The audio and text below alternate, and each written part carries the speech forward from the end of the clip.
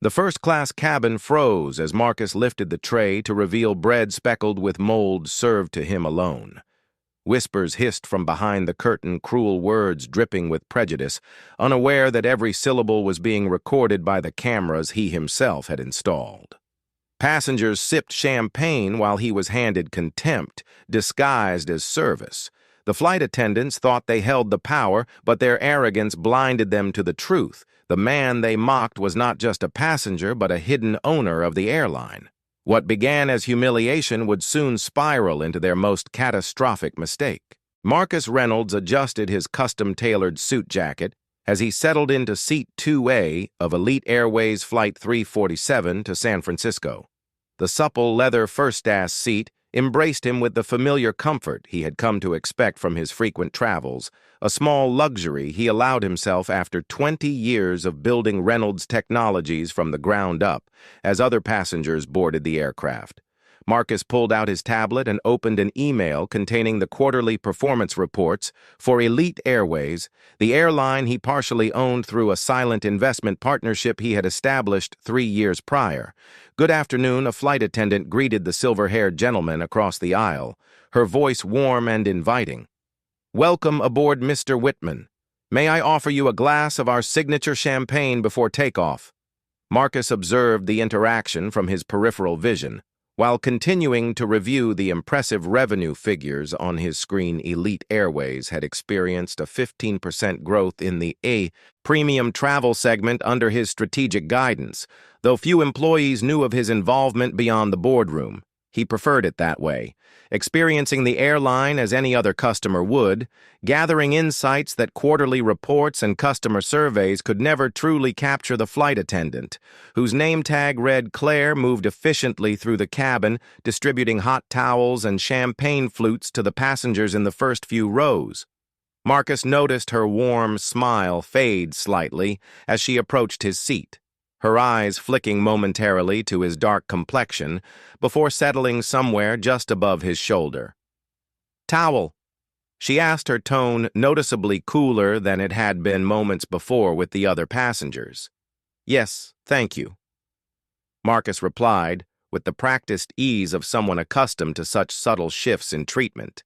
He accepted the towel with a polite nod, watching as Claire moved to the passenger seated behind him, her voice immediately brightening as she offered champagne and a warm welcome.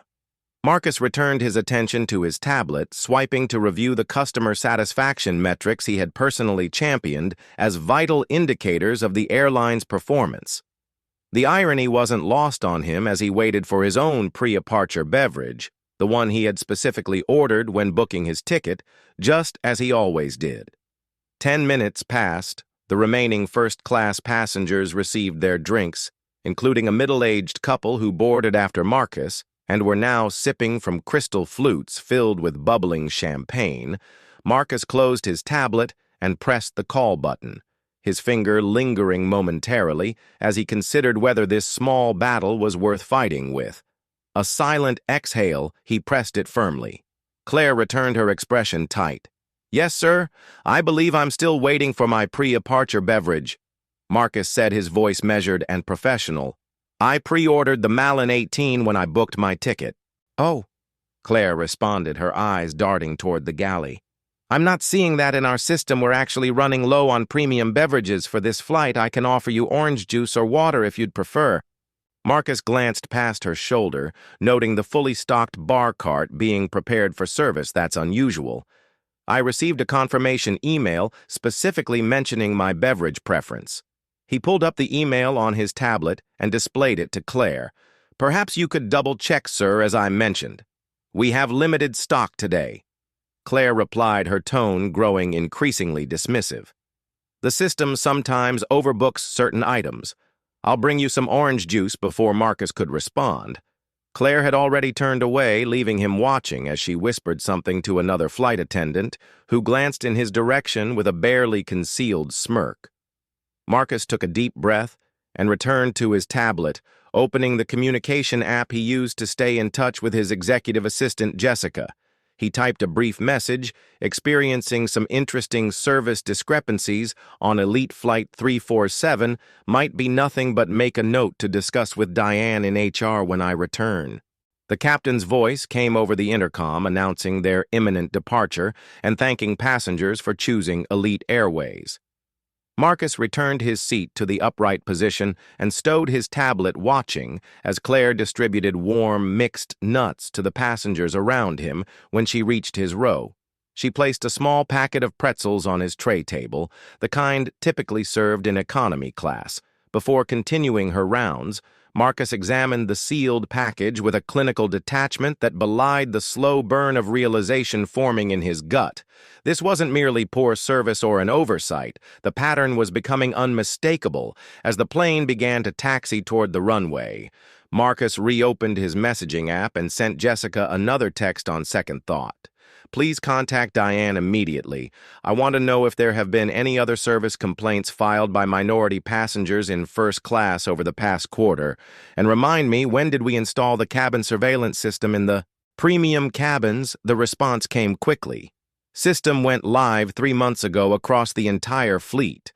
All footage stored for 30 days. Should I be concerned? Marcus watched as Claire and another flight attendant disappeared behind the galley curtain, their hushed laughter drifting back to the cabin. Not yet.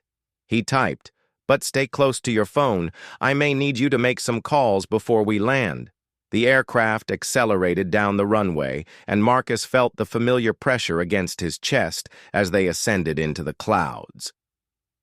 What should have been the beginning of a peaceful 6-hour flight was quickly transforming into something else, entirely a test of patience, professionalism, and principles that would have consequences far beyond this journey from New York to San Francisco.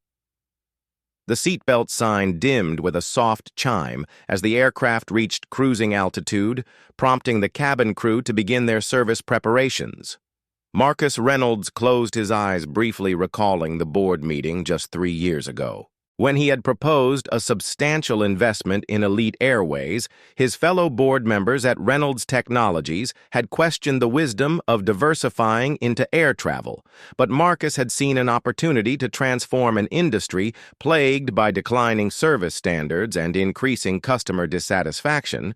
The silent partnership had been strategic, allowing him to observe operations honestly while implementing changes from within the boardroom. Jessica's response illuminated his tablet screen.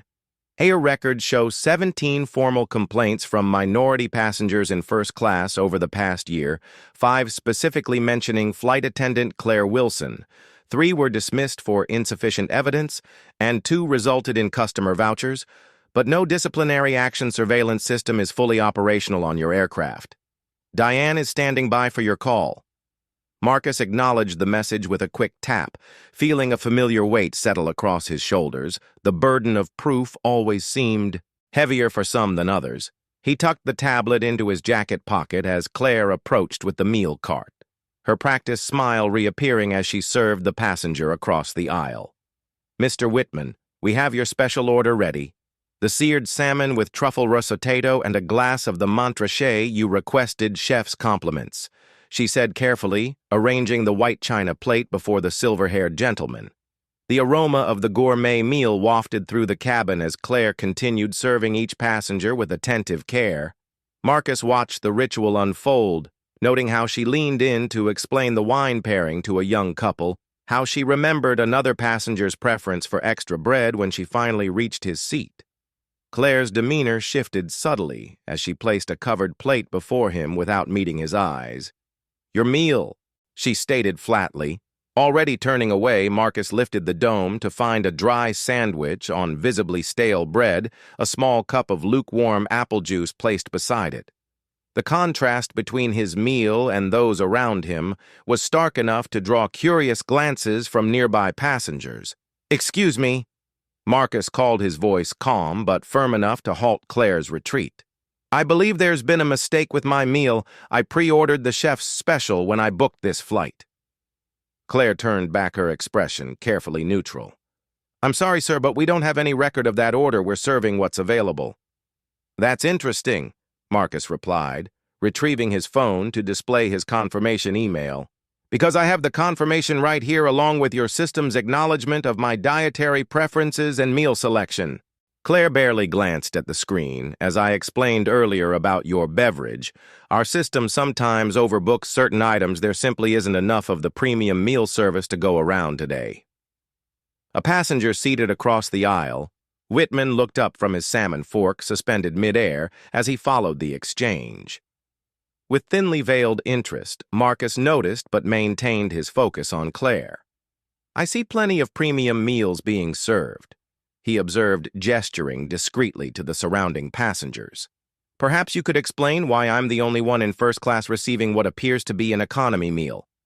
Claire's smile tightened. "Sir, we have to prioritize certain guests based on status and loyalty program standing. I assure you this is standard procedure. I'm a Platinum Elite member." Marcus stated evenly, "I've flown over 200. You owe 0 miles with this airline in the past year alone. I'll check with my supervisor."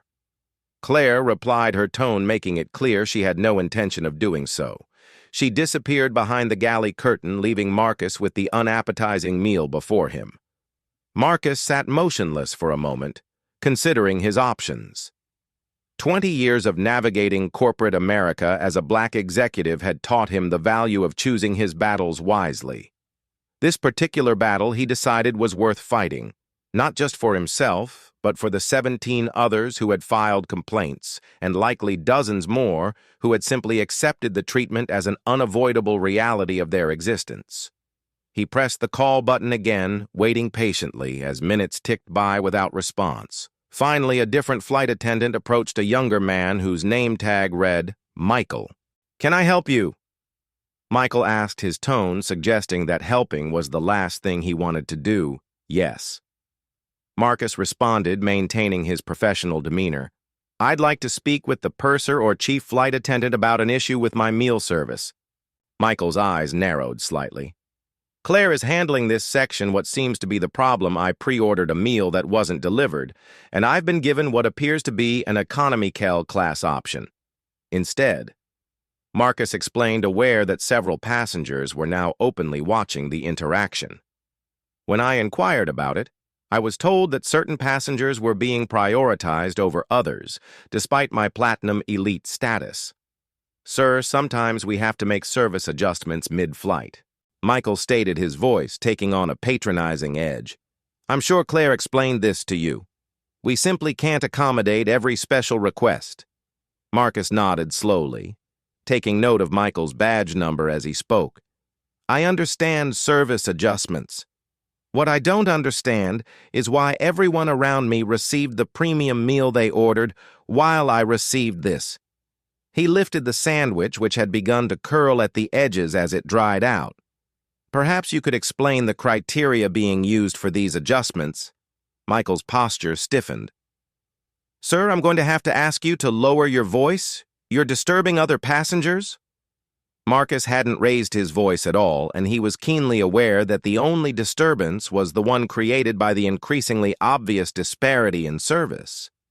A quiet tension settled over the first-class cabin as passengers exchanged uncomfortable glances, some pointedly returning to their meals, while others continued to observe with unmasked curiosity. "I haven't raised my voice," Marcus stated calmly. "I am simply asking for an explanation for the discrepancy in service behind Michael." Claire reappeared, whispering something to her colleague before both of them retreated to the galley through the partially open curtain. Marcus caught a glimpse of them huddled with a third crew member, all three occasionally glancing in his direction. Marcus reached for his phone again, opening his email to find the direct contact information for Diane Chen, the head of HR at Elite Airways. As he composed a message detailing the ongoing situation, he became aware of a presence beside his seat. Looking up, he found the silver-haired Mr. Whitman standing there holding his half-finished plate of salmon. Couldn't help but overhear Whitman said, his voice lowered. "Been flying this route for 15 years and I've never seen anything like this. It's not right." He paused, seemingly weighing his next words carefully. "Want me to say something?" Marcus appreciated the gesture but shook his head slightly. "Thank you, but I can handle this." He returned his attention to his phone, adding another paragraph to his email, as the crew members continued their whispered conversation behind the curtain, unaware of the silent documentation taking place or the storm gathering on the digital horizon. Marcus set his phone down and cautiously examined the sandwich before him. The bread's edges had an unmistakable greenish tint that grew more pronounced as he gently lifted the top slice. Dark spots of mold peppered the underside, confirming what his instincts had already told him. This wasn't merely poor service, but something deliberately malicious. He carefully replaced the bread and pushed the plate away, his appetite thoroughly extinguished by the discovery. "Everything all right with your meal, sir?" It was Michael again, his voice carrying a hint of mockery that wasn't lost on the passengers within earshot. "No, it's not," Marcus replied evenly, gesturing toward the sandwich. "There's visible mold on this bread I'd like to speak with the captain about. This situation." Michael leaned closer, examining the sandwich with exaggerated scrutiny. "I don't see anything unusual. Perhaps you're mistaken, I assure you I'm not," Marcus stated, maintaining his composure despite the escalating provocation. "This bread is clearly spoiled, and I'd like to know why I was served it when everyone else received fresh, high-quality meals." Claire appeared beside Michael, her face flushed with what appeared to be irritation rather than embarrassment. "Is there a problem here? Again?" "Yes, there is," Marcus responded, directing his attention to Claire. "I've been served moldy bread while everyone around me enjoys their premium meals. I've asked repeatedly for an explanation, and so far all I've received are excuses and dismissals." Claire's eyes narrowed, a flash of something darker than mere annoyance crossing her features. "Sir, if you don't like what we've served, you're welcome not to eat it. But I will not have you disrupting this flight with baseless accusations." "Baseless," Marcus echoed, his voice remaining measured despite the blatant gaslighting. "The evidence is right here." He gestured toward the sandwich. "I'd like to know why I'm receiving this treatment when I've been nothing but polite in my requests. Maybe because some people don't know how to be grateful for what they're given." Claire muttered, just loud enough for Marcus and several nearby passengers to hear, always wanting special treatment. The comment hung in the air, its implications unmistakable. An uncomfortable silence descended over the first-class cabin as passengers shifted in their seats, some pretending not to hear while others exchanged knowing glances. Marcus felt his pulse quicken, but years of navigating similar situations had taught him that losing composure would only reinforce the stereotypes. People like Claire clearly held, "I don't want special treatment." Marcus clarified, his voice firm, but still controlled, "I simply want equal treatment, the same meal options, the same service, and the same respect afforded to every other passenger who paid for a first-class ticket." Claire's demeanor shifted, her professional mask slipping further as she leaned closer to Marcus, lowering her voice. "Listen, I don't know how you got into this cabin, but we both know you don't belong here, so why don't you just sit quietly and be thankful you're not back in economy?" Where Claire Michael interrupted, suddenly aware that several passengers had angled their phones in their direction. "That's enough. Let's discuss this in the galley." As the two flight attendants retreated behind the curtain, Marcus exhaled slowly, processing what had just occurred. The woman's prejudice had finally surfaced, explicitly, confirming what her actions had already suggested.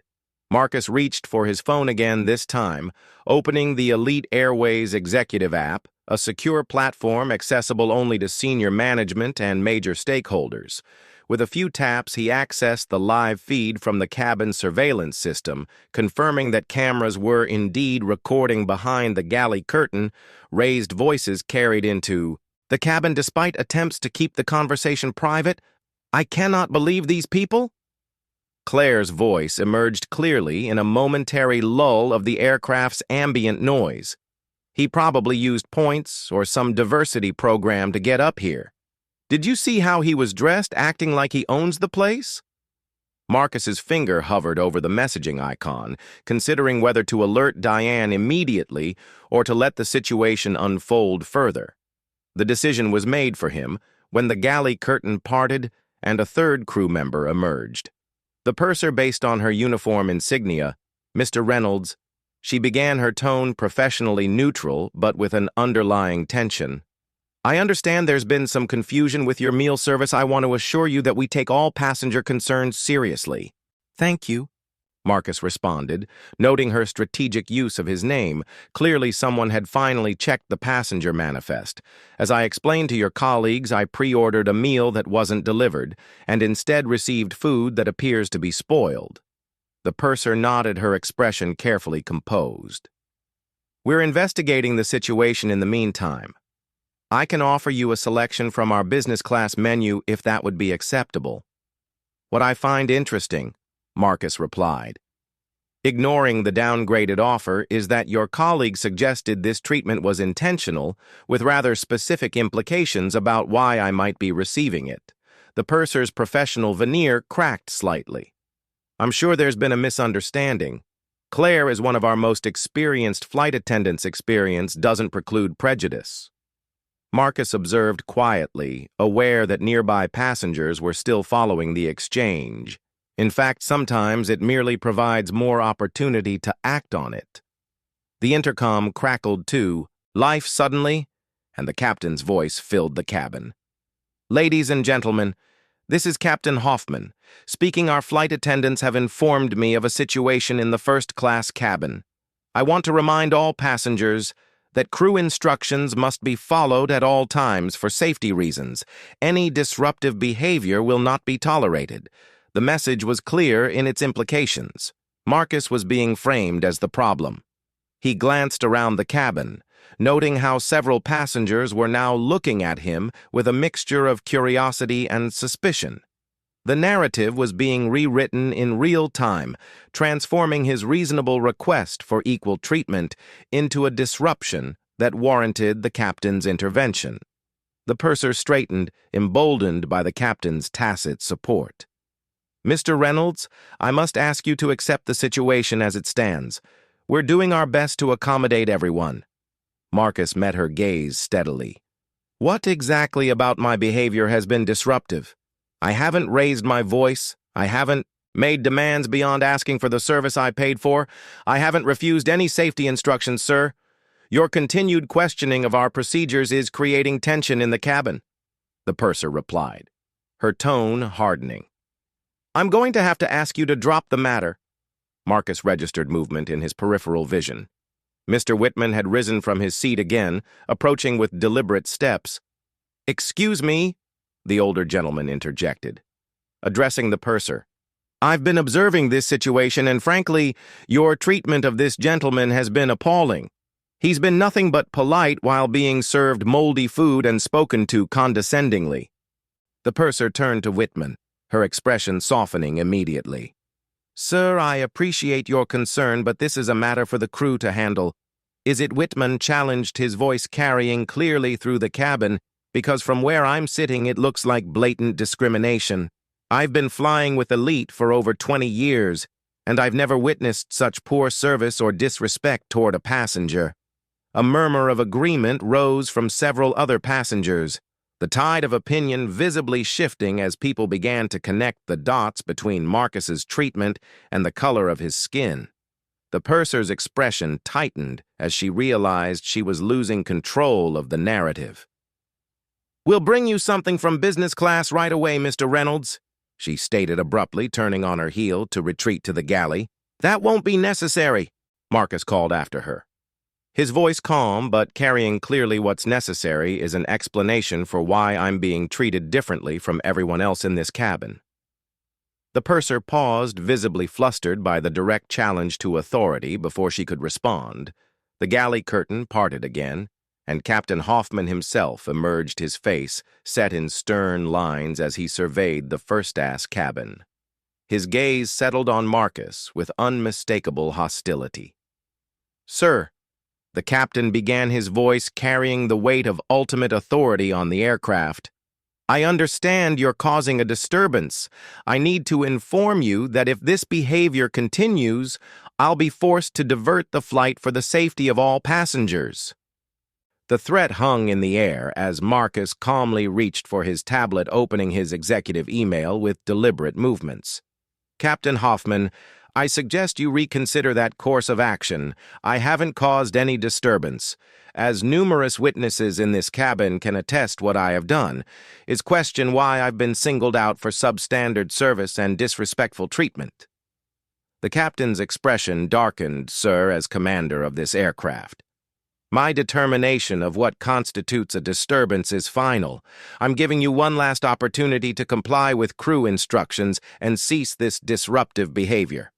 What specific instruction have I failed to comply with? Marcus asked, his finger poised over the send button on an email addressed to the airline's board of directors, an email that would reach their phones long before the plane could land at any diverted airport. The captain didn't answer immediately. Perhaps realizing the shakiness of his position in the momentary silence, the purser leaned forward to whisper something in his ear. His expression shifted almost imperceptibly, a hint of uncertainty entering his eyes. This isn't about complying with instructions, Marcus continued, seizing the moment of hesitation. This is about being treated with basic dignity and receiving the service that every passenger in this cabin has paid for. The only disruption has been created by your crew's discriminatory actions. A tension headache began to form at Marcus's temples as he maintained eye contact with the captain, neither man willing to back down in what had transformed from a simple service issue into a pivotal moment of principle behind them. The cabin had fallen completely silent, the collective attention of every passenger fixed on the confrontation unfolding before them. The captain's authoritative presence loomed over Marcus as the standoff continued, every passenger in the cabin now fully engaged in the unfolding drama. Time seemed to slow as Marcus weighed his options, his mind racing through potential outcomes with the strategic precision that had guided his business decisions for decades. He could accept the substandard treatment, swallow his pride, and maintain the peace that everyone around him seemed so desperate to preserve. It was the path of least resistance, one he had taken in his younger years, when building his career seemed more important than challenging the subtle indignities he faced daily. The memory of those compromises now left a bitter taste in his mouth, far more unpalatable than the moldy bread he'd been served, or he could stand his ground. Not just for himself, but for everyone who had ever been dismissed, diminished, or dehumanized based on the color of their skin. The surveillance cameras were recording. The witnesses were watching. The evidence was mounting. This wasn't merely about a meal anymore. It was about accountability in a system designed to avoid it. Captain Hoffman. Marcus finally spoke, his voice carrying a quiet strength that commanded attention. Before you make a decision that will affect everyone on this aircraft, I think there's something you should know. I've made my decision. The captain interrupted, his jaw tight with barely contained anger. This is my aircraft, and I will not tolerate any passenger undermining my crew's authority. Marcus nodded slowly, his finger hovering over the send button on his tablet. That's precisely the problem, Captain. You've made a decision based on false information. You haven't once asked for my perspective on what's happening yet. You're prepared to inconvenience hundreds of passengers by diverting this flight. The captain's eyes narrowed dangerously. Sir, this is your final warning. Comply with crew instructions immediately, or I will be forced to declare an emergency and land at the nearest available airport. And what instruction would you like me to comply with? Marcus asked, maintaining his composed demeanor despite the escalating tension so far. I've been told to accept moldy food, to be grateful for discriminatory treatment, and to remain silent when subjected to racial prejudice. Which of these instructions do you believe is reasonable or lawful? A flicker of uncertainty crossed the captain's face quickly, masked by renewed determination. This isn't about race. This is about maintaining order in my cabin. It became about race the moment your flight attendant decided I didn't belong in first class. Marcus countered, his gaze unwavering. It became about race when I was served spoiled food while everyone around me received their proper meals. It became about race when your crew member made explicit comments about my presence here behind the captain. Claire had emerged from the galley, her face flushed with a mixture of anger and anxiety as she realized the situation was spiraling beyond her control. "Captain, perhaps we should— Mr. Reynolds is correct." Mr. Mort Whitman's voice cut through the tension, drawing all eyes to the silver-haired passenger who had risen to stand beside Marcus. "I witnessed the entire interaction, as did several others in this cabin. Your flight attendant made explicitly racist remarks and deliberately served this gentleman spoiled food. If you divert this flight, you'll be doing so solely to punish a passenger for calmly asking to be treated with basic human dignity." Murmurs of agreement rippled through the cabin as other passengers began to voice their support. A woman across the aisle held up her phone. "I've recorded parts of this interaction." The flight attendant clearly said he doesn't belong in first class. Despite his platinum status, Captain Hoffman's authority was visibly eroding as the collective witness of the cabin, united against the narrative he had been fed. His gaze darted between the passengers, the growing chorus of dissent undermining his position with each passing moment. "Captain," Marcus said, his tone deliberate, "I'm giving you an opportunity to handle this situation professionally. You can either address the discriminatory behavior of your crew, or you can compound the problem by diverting this flight without cause, a decision that will have consequences far beyond today." The implication hung in the air, unspoken but clear. The captain's jaw worked silently as he processed his increasingly limited options behind him. Claire disappeared back behind the galley curtain, the sound of urgent whispers carrying faintly into the cabin. Marcus maintained his steady gaze on the captain, allowing the weight of the moment to settle between them. The confrontation had reached its tipping point. Retreating now would only embolden the behavior he had witnessed, not just on this flight, but throughout the airline. He partially owned the responsibility to act weighed heavily on his shoulders, a burden he had carried throughout his career as he navigated spaces never designed with people like him in mind. With deliberate calmness, Marcus pressed send on the email he had composed to the board of directors, an email detailing the discriminatory treatment he had experienced and requesting an immediate review of the aircraft's surveillance footage. The quiet chime of confirmation seemed to echo in the tense silence of the cabin. "I have just communicated with the airline's executive team." Marcus stated, his voice carrying clearly across the hushed cabin. "I have requested that they review the surveillance footage from this flight, which I believe will provide conclusive evidence of the treatment I've received. I have also asked them to prepare for the possibility that you might divert this flight without legitimate cause." The captain's expression darkened at the direct challenge to his authority surveillance footage. "There are no cameras in this cabin." "Actually, Captain Hoffman, there are." Marcus corrected him, his tone matter of fact. "The premium cabin surveillance system was installed 3 months ago across the entire fleet. Every interaction in this cabin for the past hour has been recorded and stored on the airline secure servers, including the conversations that took place behind that curtain." The color drained from Captain Hoffman's face as the implication registered behind the galley curtain. Marcus could hear Claire's voice rising in panic. Though her words were indistinct, the captain's hand moved to his communication device, but he hesitated suddenly, uncertain of his next move. "Captain," Marcus continued, seizing the moment of uncertainty, "I understand that you're in a difficult position.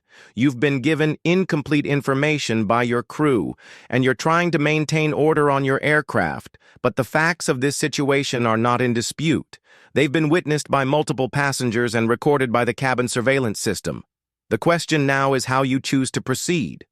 The intercom crackled suddenly, and a flight attendant's voice announced from the cockpit, "Ladies and gentlemen, this is your first officer speaking. We're experiencing some technical difficulties with our originally planned route. The captain will be returning to the flight deck momentarily to assess the situation. Please remain in your seats with your seatbelts fastened until further notice." The announcement was clearly a pretext, a transparent attempt to salvage the rapidly deteriorating situation. Captain Hoffman's expression had transformed from authoritative confidence to barely concealed concern. As he realized the potential consequences of his actions without another word, he turned and strode toward the cockpit, leaving the first-class cabin in a buzz of whispered conversations and speculative glances.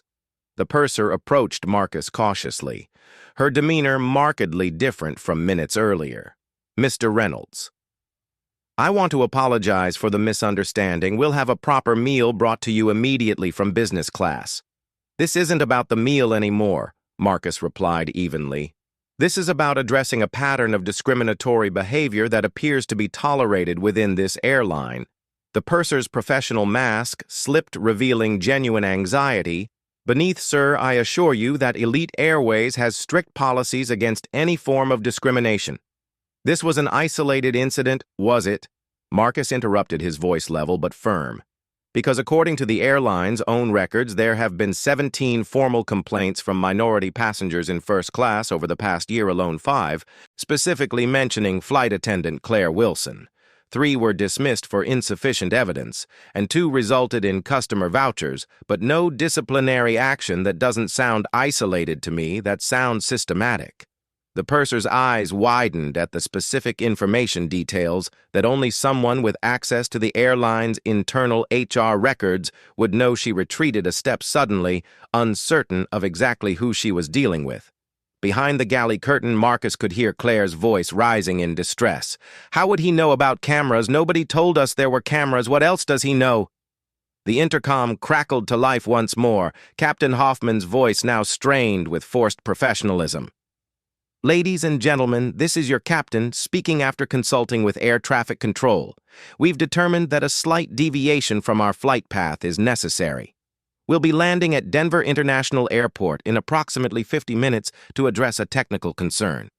We apologize for any inconvenience and expect to resume our journey to San Francisco after a brief stop. Flight attendants prepare the cabin for landing." Marcus exhaled slowly, recognizing the decision for what it was: an attempt to remove him from the aircraft. Without explicitly calling him the problem, the captain was choosing escalation over accountability, punishment over resolution. As the announcement concluded, Marcus opened his messaging app once more, typing a brief but decisive message to Jessica. "Denver landing confirmed, full intervention needed, contact Diane immediately. I want her team waiting at the gate, full surveillance review. Captain Hoffman is diverting to remove me from the flight." The response was instantaneous, already on it. "Diane deploying to Denver now. Board has been notified. Stand by for further updates around him." Passengers began to murmur in frustration at the unexpected delay. A businessman checked his watch with visible annoyance, while a young couple whispered anxiously about connecting flights.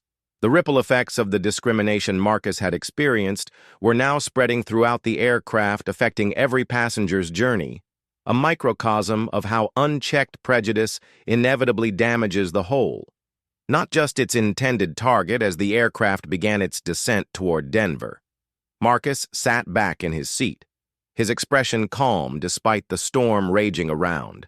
And within him, the confrontation had escalated beyond anything he had anticipated when he first questioned the substandard meal. But perhaps this was always where such moments were destined to lead to crossroads, where one either acquiesced to injustice or stood firmly against it, regardless of the consequences.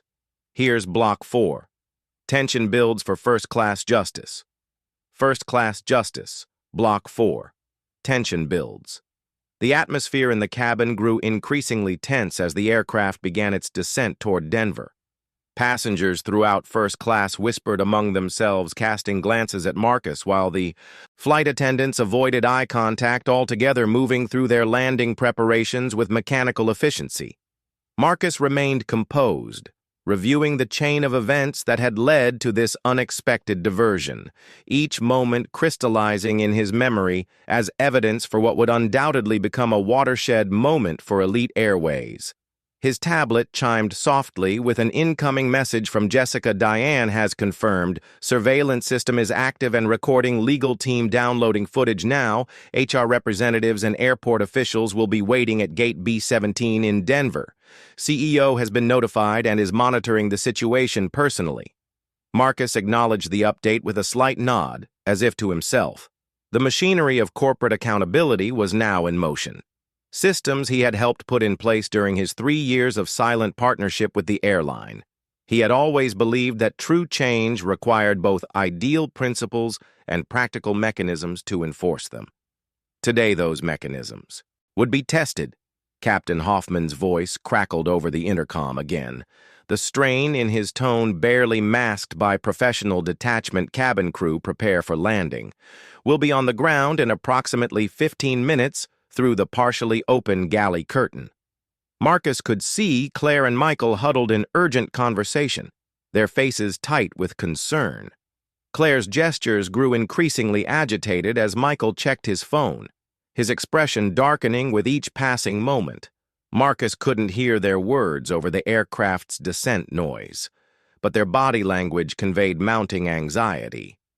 A soft chime from his tablet drew Marcus's attention to another message from Jessica.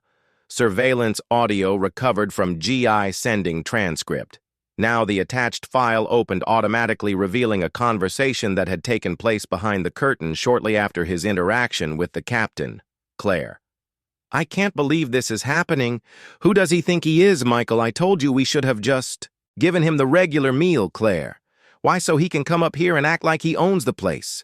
These people need to learn their place. Michael, lower your voice. You know, we're not supposed to. Claire, what we're all thinking? First they take over coach. Now they're pushing into first class. Next thing, they'll be flying the planes. Captain Hoffman, what's the situation here, Claire?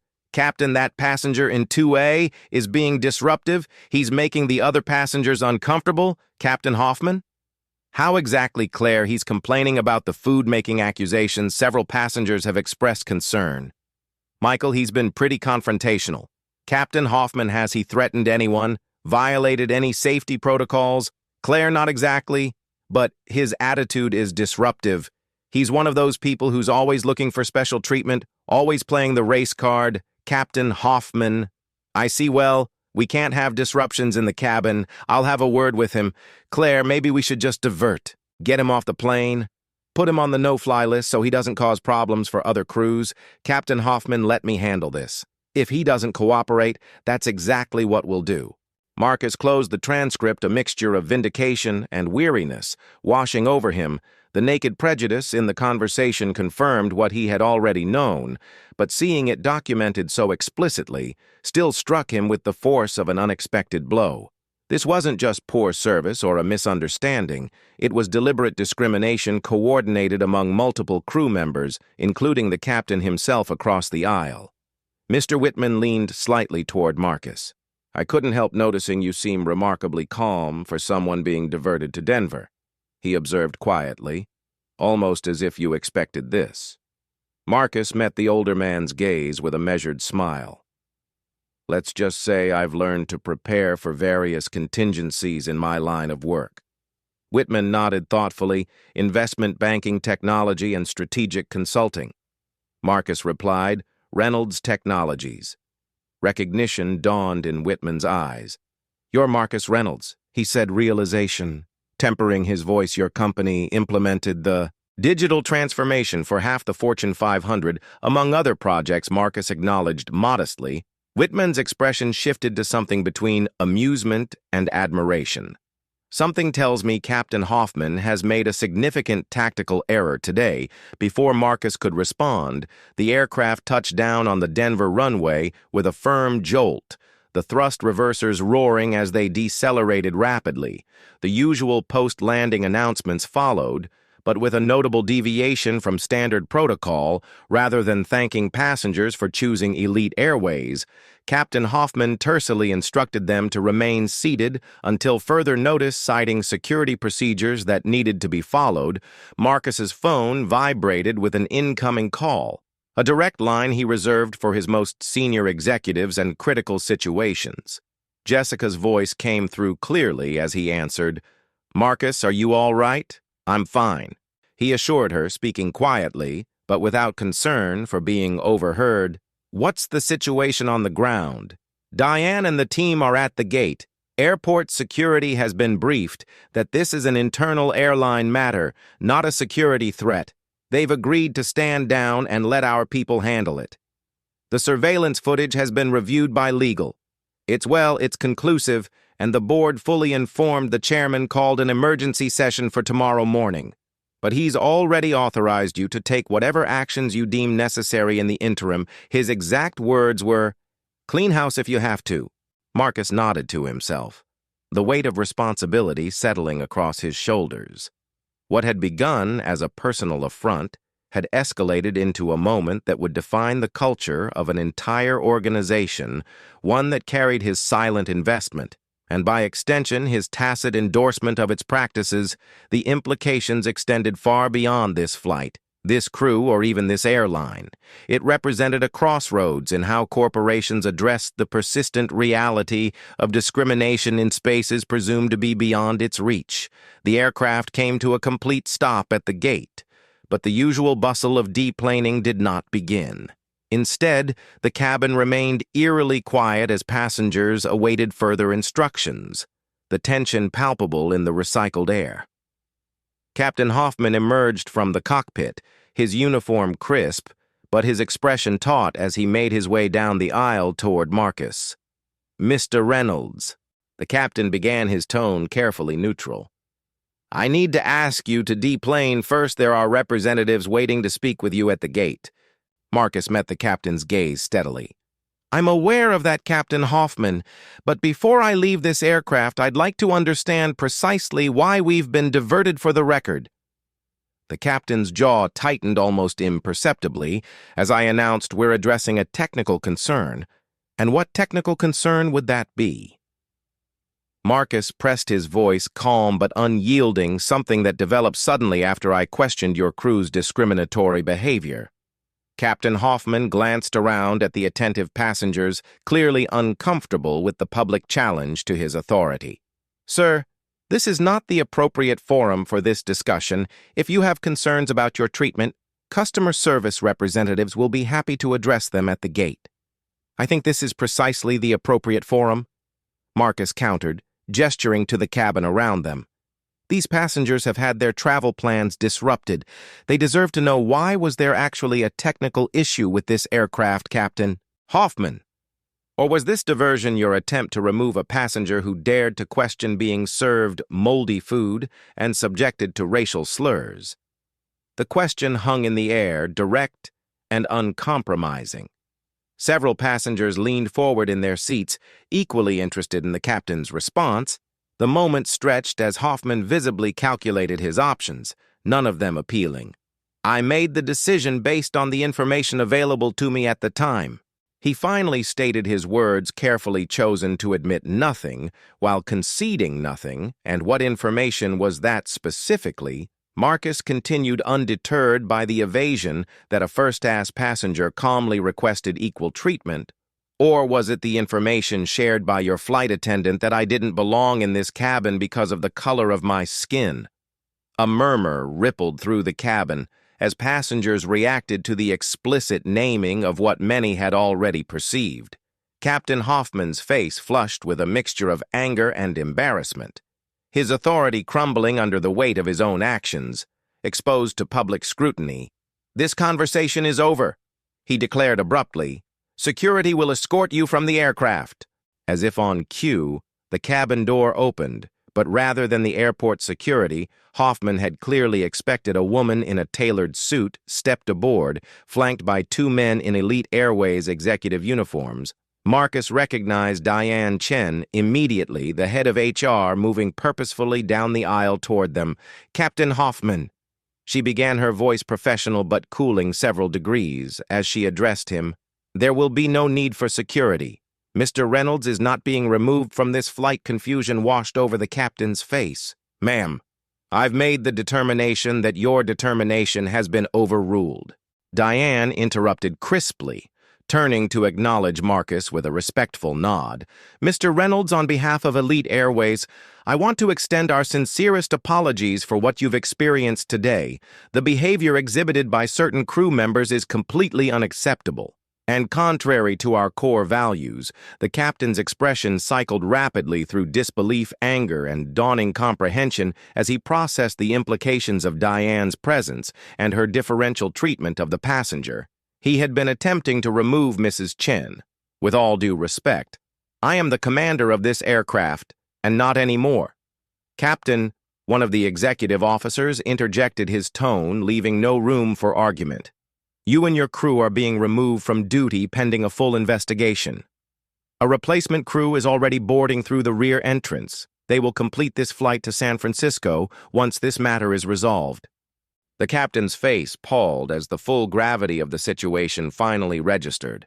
His gaze shifted to Marcus, reassessing the passenger he had dismissed so easily, struggling to reconcile his presence with the corporate response now unfolding.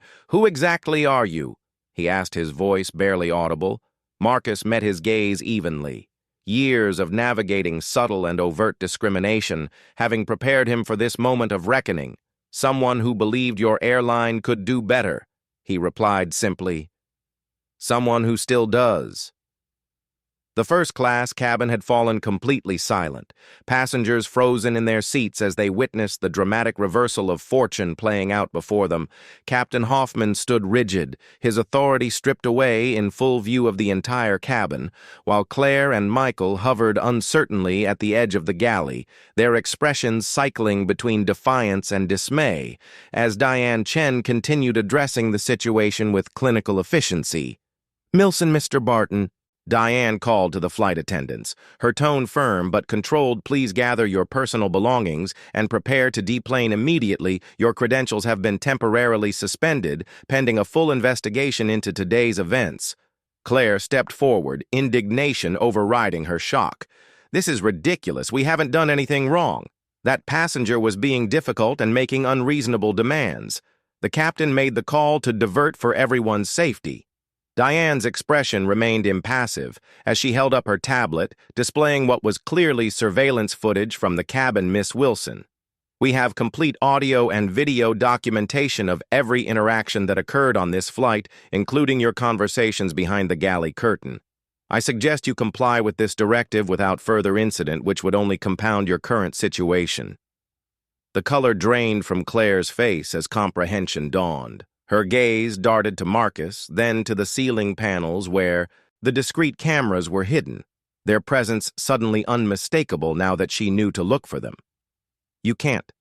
This is an invasion of privacy. We weren't informed about surveillance. Page 17 of your employment contract and page 4 of the flight attendant handbook. Both clearly state that all premium cabins are subject to monitoring for quality control and security purposes." Diane replied without hesitation. "This policy was implemented 3 months ago, and all crew members were notified through multiple channels, including the mandatory training sessions you signed off on completing." Marcus observed the exchange with outward calm that belied the complex emotions churning beneath the surface. There was no satisfaction in watching these individuals face consequences, only a weary recognition that accountability was a necessary part of progress. The surveillance system he had advocated for had been designed primarily to enhance security and improve service quality. Its role in documenting discrimination had been a contingency he had hoped would never be necessary. Captain Hoffman turned to Marcus, his professional demeanor cracking under the strain of public humiliation. "You planned this, didn't you? Came onto my aircraft looking for trouble, baiting my crew into making a mistake." Captain Hoffman. Marcus replied evenly. "I boarded this flight with the same expectation as every other passenger to receive the service I paid for and to be treated with basic dignity. The only thing I planned was a business trip to San Francisco. Everything that followed was the result of choices made by you and your crew." The captain's jaw worked silently, searching for a retort that wouldn't further incriminate him, finding none. He turned abruptly and strode toward the exit, his rigid posture a last attempt at preserving what little dignity remained. Claire and Michael followed reluctantly, casting venomous glances at Marcus as they passed. As the disgraced crew members disappeared through the jetway, a collective exhale seemed to pass through the cabin. The tension that had built over the past hour began to dissipate, replaced by a buzz of whispered conversations as passengers processed what they had witnessed. Several reached for their phones, undoubtedly composing social media posts that would spread the story far beyond this aircraft. Diane approached Marcus, lowering her voice to maintain some semblance of privacy in the crowded cabin. "Mr. Reynolds, I can't begin to express how deeply sorry we are for what happened today. This is a complete failure on multiple levels, and I assure you it will be addressed thoroughly." Marcus nodded, appreciating her professionalism, while recognizing that this moment called for more than standard corporate damage control. "Thank you, Diane. I know this isn't representative of the company's values, at least not the values we aspire to, but clearly there are systemic issues that need to be addressed." "Absolutely," she agreed, her expression grave. "The replacement crew will be aboard momentarily and they'll complete the flight to San Francisco. In the meantime, is there anything we can do to make this right for you?" Marcus considered the question, looking around at the passengers who were still watching the exchange with rapt attention. Some appeared sympathetic, others uncomfortable, and a few seemed openly resentful of the delay. In that moment, Marcus made a decision that transcended his personal experience, one that acknowledged the collective impact of discrimination, even when directed at an individual. "Yes, there is," he replied, his voice quiet but resolute. "But I'd like to address all the passengers once the new crew is settled. This disruption has affected everyone on this flight, and they deserve an explanation." Diane nodded, understanding the implications of his request. "Of course, the replacement captain and crew should be here within 10 minutes. I'll arrange for you to use the intercom system." As Diane stepped away to coordinate with the ground staff, Marcus's phone vibrated with another message from Jessica, board chairman, "Wants to speak with you urgently." Media, already picking up chatter about an Elite Airways flight diversion involving discrimination. "How do you want to handle this?" Marcus typed a quick response. "Tell the chairman I'll call once we're airborne again. As for media, no comment until I've addressed the passengers and we've gathered all the facts. Have legal prepare a statement emphasizing our commitment to addressing the incident transparently and comprehensively. This isn't just about damage control. It's an opportunity for meaningful change." He'd barely sent the message when another notification appeared, a news alert mentioning Elite Airways and an unscheduled landing following allegations of discriminatory treatment. The digital age meant that even events unfolding at 30,000 FT couldn't remain isolated for long. By the time they reached San Francisco, this incident would likely be making headlines across the country. Mr. Whitman leaned across the aisle again, his expression thoughtful. "Quite a turn of events," he observed quietly. "I have been flying this airline for 20 years and never imagined I'd witness something like this, part owner." I'm guessing Marcus smiled slightly, appreciating the older man's perceptiveness. "Silent partner. I prefer to experience the airline as a regular passenger. It provides insights you can't get from quarterly reports and customer satisfaction surveys." Whitman nodded appreciatively. "Smart approach, though I imagine today's insights weren't what you had in mind." "No." Marcus agreed, his expression sobering, but perhaps they were necessary. Some problems remain invisible until they're experienced firsthand. Their conversation was interrupted as the cabin door reopened and the replacement crew boarded the aircraft. The new captain, a woman in her mid-50s with silver-streaked hair and an air of seasoned professionalism, moved directly to the intercom system. Her voice filled the cabin moments later, clear and authoritative without the defensive edge that had characterized Captain Hoffman's communications. "Ladies and gentlemen, this is Captain Sarah Lindstrom. I understand today's flight has experienced some unexpected challenges. My crew and I will be taking over from this point forward, and we expect to have you on your way to San Francisco. Within 20 minutes, we appreciate your patience and understanding." During this transition, the announcement was met with scattered applause from passengers relieved that their journey would soon resume. Captain Lindstrom made her way through the first-class cabin, stopping briefly at Marcus's seat to introduce herself properly. "Mr. Reynolds," she said, her handshake firm and direct, "I want to personally assure you that my crew and I are committed to providing excellent service to all our passengers without exception. I understand you'll be addressing the cabin before we depart." Marcus nodded, appreciating her straightforward approach.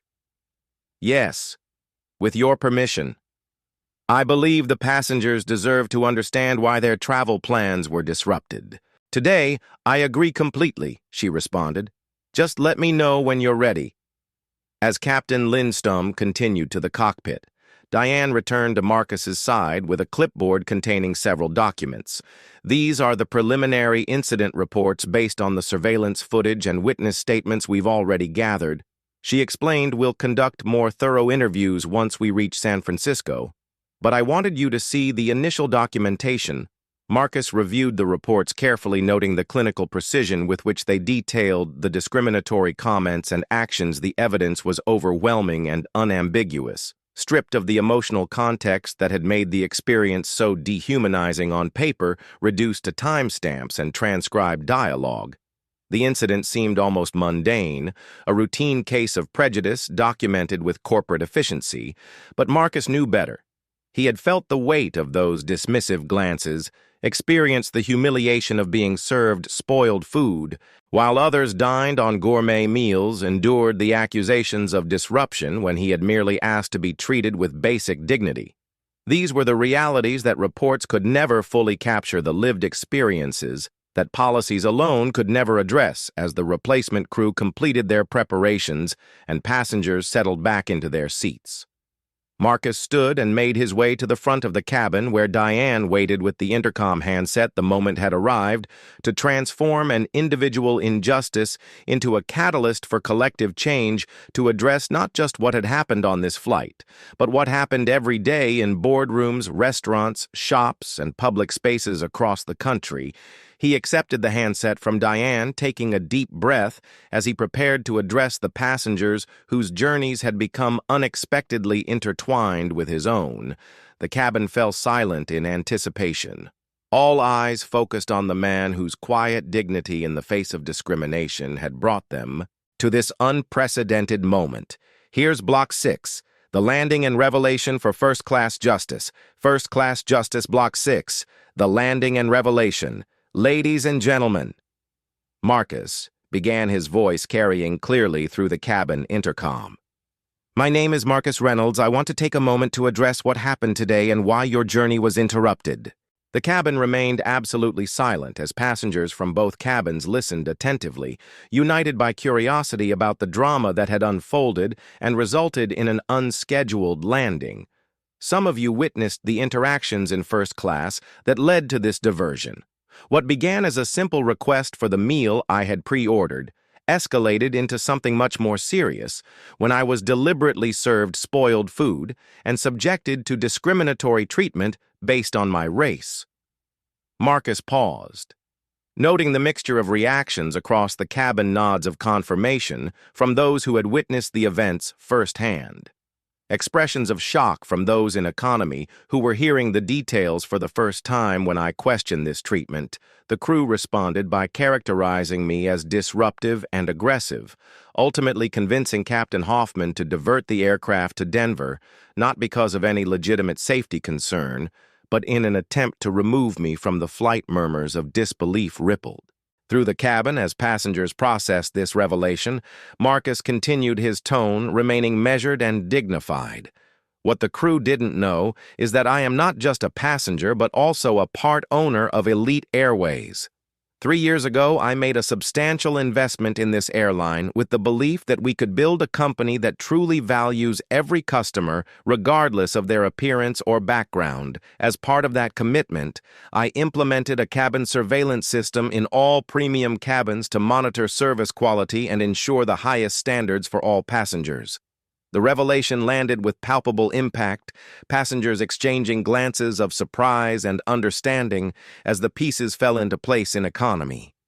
Several passengers had risen from their seats to better hear his words, while flight attendants stood motionless in the aisles, absorbing the implications of his statement that surveillance system captured everything that happened today, from the initial discriminatory service to the explicit comments made behind the galley curtain, to the captain's decision to declare an emergency landing based on false information.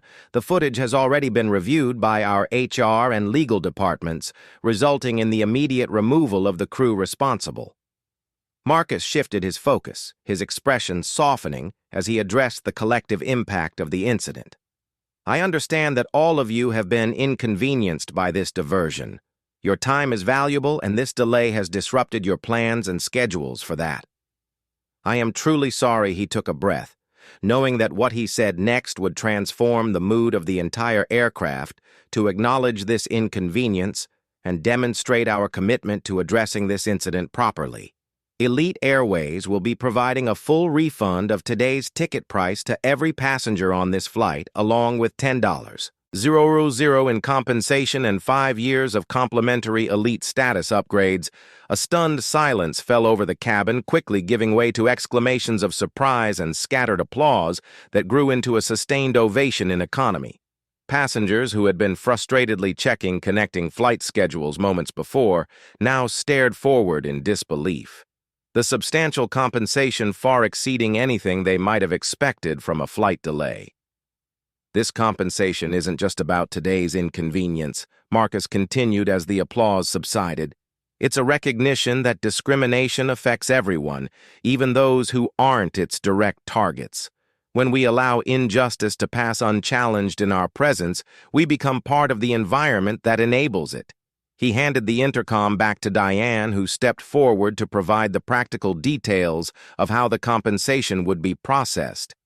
As she spoke, Marcus returned to his seat, suddenly aware of the emotional toll the confrontation had taken. The adrenaline that had sustained him through the heated exchanges was beginning to ebb, leaving behind a familiar weariness. The cost of standing ground that should never have needed defending in the first place. Passengers from both cabins began approaching his seat, forming a line that stretched down the aisle.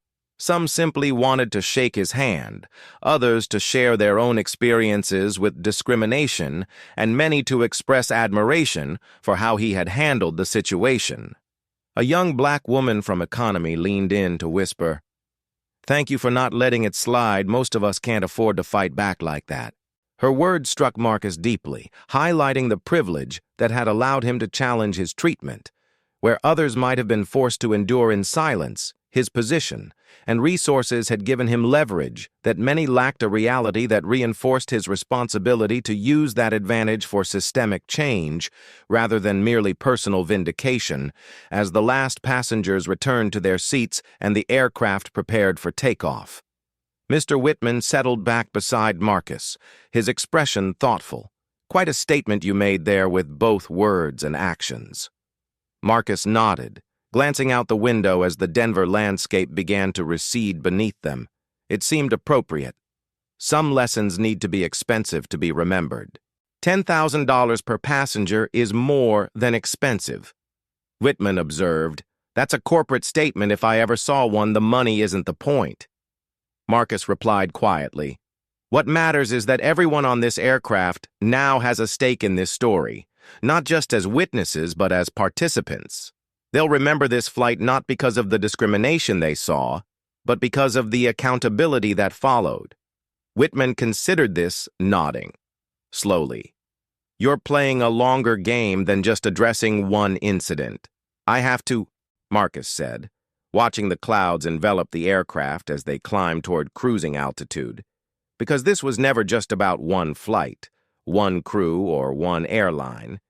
It's about challenging the assumption that certain spaces aren't meant for people who look like me, and the casual cruelty that enforces those boundaries." As the aircraft leveled off and the cabin service resumed, now delivered with impeccable professionalism by the replacement crew, Marcus opened his tablet to begin drafting the presentation he would deliver to the board the following morning. The surveillance footage provided irrefutable evidence of individual misconduct, but his task now was to illuminate the broader patterns that had enabled such behavior to flourish unchecked. His phone vibrated with an incoming call from the board chairman, Robert Chen. Marcus answered. Prepared for the difficult conversation ahead, Marcus Chen began without preamble.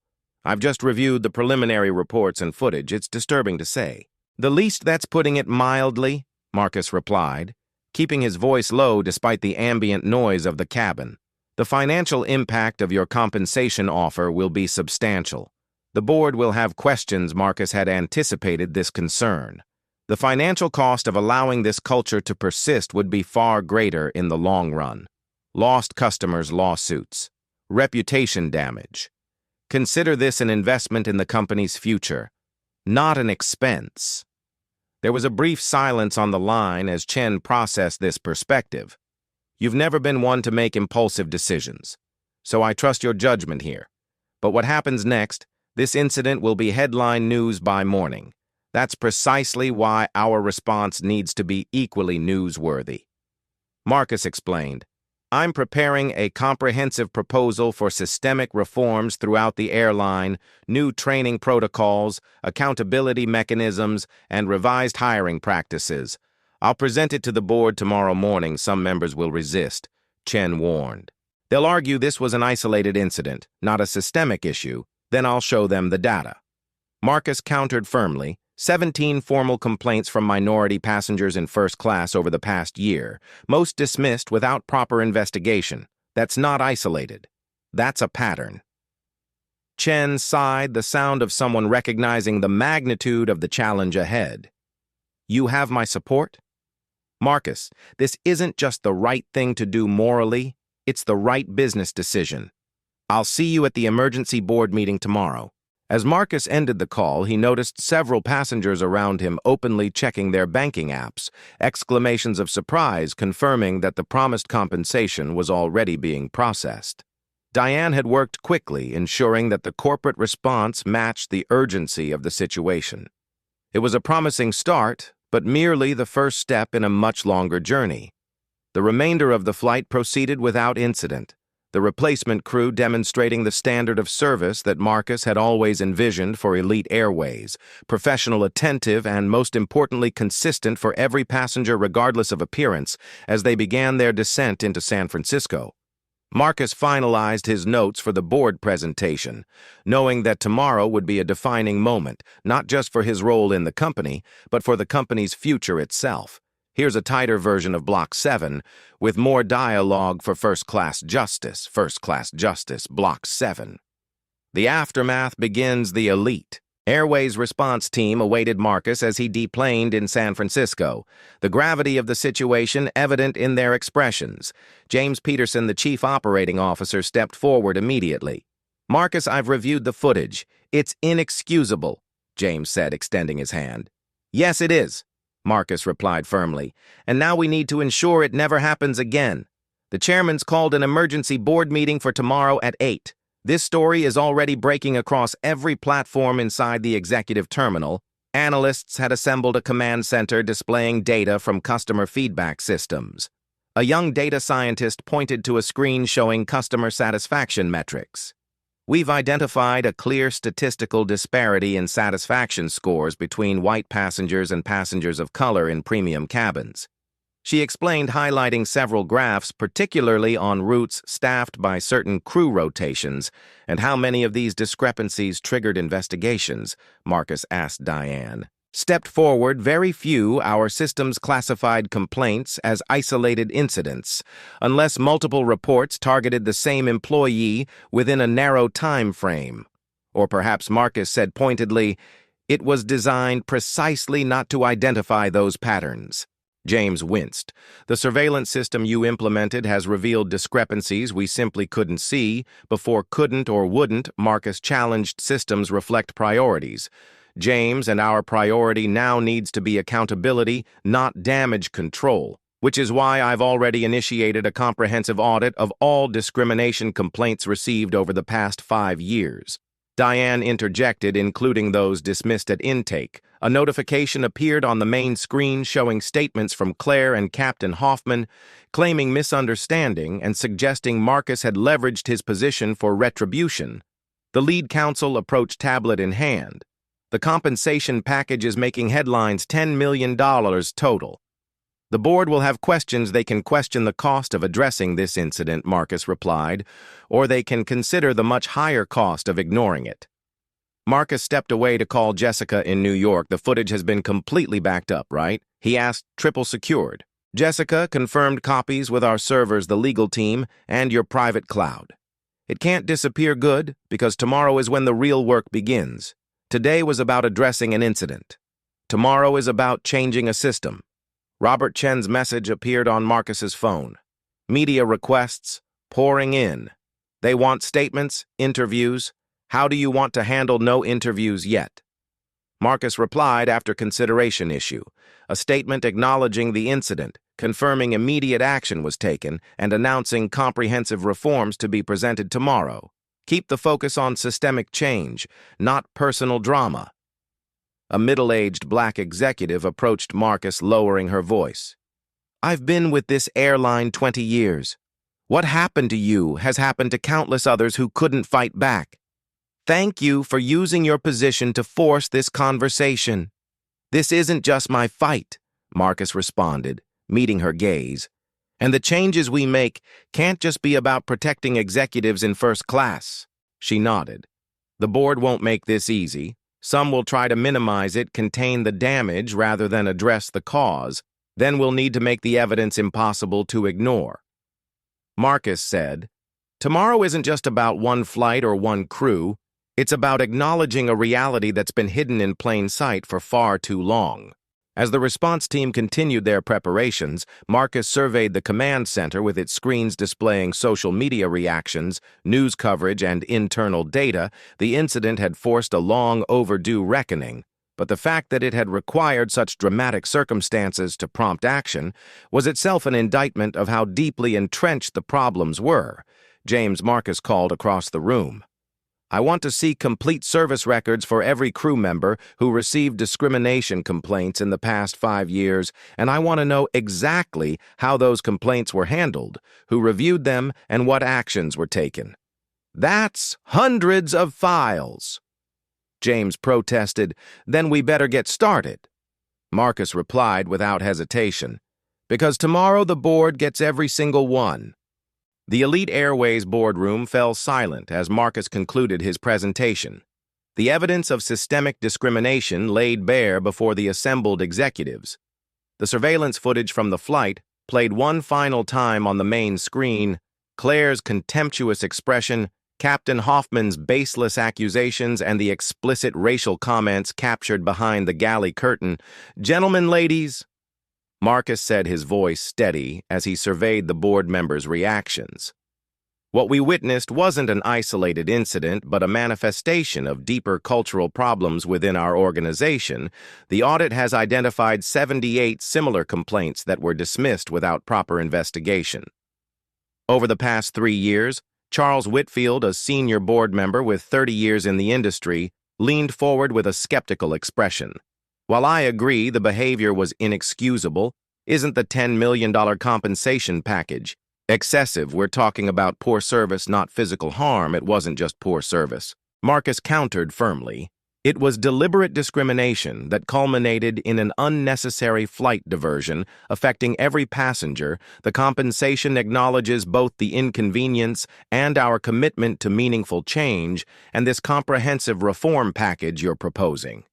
Victoria Hayes, another board member, gestured toward the thick binders distributed before the meeting. The implementation costs alone would run into millions. Consider the alternative. Marcus replied, class action lawsuits, government investigations, sustained reputational damage. Our passengers have smartphones. Victoria, the next incident won't just reach our boardroom. It will go viral globally within hours. Robert Chen nodded in agreement. Marcus is right. We have a choice between leading this change proactively or being forced into it reactively under far less favorable circumstances. The debate continued for nearly 3 hours, with some board members resistant to acknowledging the systemic nature of the problem, while others pushed for even more aggressive reforms. Throughout, Marcus remained resolute, returning consistently to the evidence rather than allowing the discussion to drift into hypotheticals or defensive posturing. This isn't about assigning blame, he emphasized as the conversation approached its conclusion. It's about building accountability into our systems so that every passenger receives the service and respect they deserve, regardless of how they look or where they come from. In the end, the vote wasn't unanimous, but it was decisive. 11-3 in favor of adopting the comprehensive reform package. The dissenters registered their concerns about costs and implementation challenges while ultimately acknowledging that the status quo had become untenable. We'll issue a public statement this afternoon. Robert announced as the meeting adjourned full transparency about what happened, the actions we've taken in response, and our commitment to systemic reform moving forward as the boardroom emptied. Diane approached Marcus with the first implementation timeline already drafted on her tablet. We can begin the enhanced training program next week. The surveillance system expansion will take longer, about 3 months for the full fleet. Good, Marcus nodded. And the review committee for discrimination complaints, I've already identified potential members, diverse in terms of both demographics and positions within the company. We'll need your final approval. Of course. Marcus smiled slightly, appreciating her initiative. Share the list with me tonight? I want people who understand what's at stake here, not just for the company, but for every passenger who trusts us with their journey. The Elite Airways. First-class cabin gleamed in the morning sunlight as Marcus settled into seat 2A, the same position he had occupied during that fateful flight. 6 months earlier, the transformation wasn't just in the recently updated interior, but in the subtle yet significant shifts in service culture that had taken root throughout the airline. Sarah Johnson, now the permanent head flight attendant for the premium New York to San Francisco route, approached with a warm smile that held no trace of the artificial difference that often characterized first-class service. "Good morning, Mr. Reynolds. Your pre-ordered Macallan 18 and special meal have been noted. Can I get you anything else before takeoff? Just the usual hot towel." "Thank you," Marcus replied, returning her smile as he observed her interactions with other passengers. The consistent professionalism and genuine warmth she extended to each person, regardless of appearance or background. As Sarah moved through the cabin, she placed an envelope on Marcus's tray table. "From the crew," she explained, before continuing her preparations inside. Marcus found a handwritten note signed by every member of the flight staff. "Mr. Reynolds, your courage, 6 months ago, transformed not just our airline, but our industry. What began as a painful confrontation has become a model for change that airlines across the country are now following. We're proud to serve on an aircraft where every passenger truly receives first-class treatment. Thank you for setting the standard." The crew of Flight 347. Marcus tucked the note into his jacket pocket, his mind briefly turning to the aftermath that had followed for the original flight crew. Claire Wilson, Michael Barton, and Captain Hoffman had not gone quietly. As expected, they had attempted to fight their terminations through their union representatives, claiming they were being scapegoated for what they persistently characterized as a misunderstanding. Their efforts collapsed, however, when the full surveillance footage was shared during the arbitration hearings. The explicit racial comments captured behind the galley curtain combined with the evidence of deliberately serving spoiled food left no room for plausible deniability. All 3 were permanently dismissed from Elite Airways, with the incident documented in their employment records. But the consequences hadn't ended there. The Federal Aviation Administration had launched its own investigation into Captain Hoffman's decision to divert the aircraft without legitimate safety concerns, ultimately suspending his commercial pilot's license for 6 months. More significantly, the incident had been added to airline training programs nationwide as a case study in how bias could compromise flight safety and operational decisions. Claire Wilson had attempted to give interviews portraying herself as a victim of cancel culture, but found little sympathy even among typically receptive media outlets. Once the surveillance footage became public, the last Marcus had heard she was working at a regional airline relegated to short-haul economy routes and subject to enhanced supervision. The most meaningful outcome, though, hadn't been the punitive measures, but the structural reforms they had catalyzed. The comprehensive training program implemented across Elite Airways had now been adopted by 3 other major carriers. The diverse review committee for discrimination complaints had proven so effective that it had been expanded to address other passenger service issues, and the surveillance system, now present in both premium and economy cabins, served as both deterrent and documentation, ensuring that future incidents couldn't be dismissed as mere misunderstandings as the aircraft began its taxi toward the runway. Marcus opened his tablet to review the quarterly performance reports. Elite Airways premium bookings had increased, despite industry analysts' predictions that the publicized incident would damage the brand. The transparency with which the company had addressed the discrimination and committed to reform had resonated with travelers tired of corporate apologies without meaningful change. Captain Lisa Hernandez's voice came over the intercom, welcoming passengers aboard Flight 347 to San Francisco. 6 months ago, Marcus had boarded an aircraft where he was seen as an intruder in a space not meant for people who looked like him. Today, he flew on an airline transformed, not perfect, but actively striving to create an environment where dignity and respect were extended to every passenger, regardless of appearance. The note from the crew rustled in his pocket as the aircraft accelerated down the runway. The incident had never been about a meal or a flight diversion or even one crew's prejudice. It had been about the simple yet profound principle that spaces designed for all must truly welcome all, and the recognition that meaningful change required not just addressing individual incidents, but transforming the systems that allowed them to occur as the plane lifted into the clouds. Marcus closed his eyes briefly, allowing himself to feel something that had eluded him on too many previous journeys. The simple pleasure of being treated not as an exception or an intruder, but simply as a passenger welcomed aboard without qualification or condition. I hope you enjoyed that story. Please share it with your friends and subscribe so that you do not miss out on the next one. In the meantime, I have handpicked 2 stories for you that I think you will enjoy. Have a great day.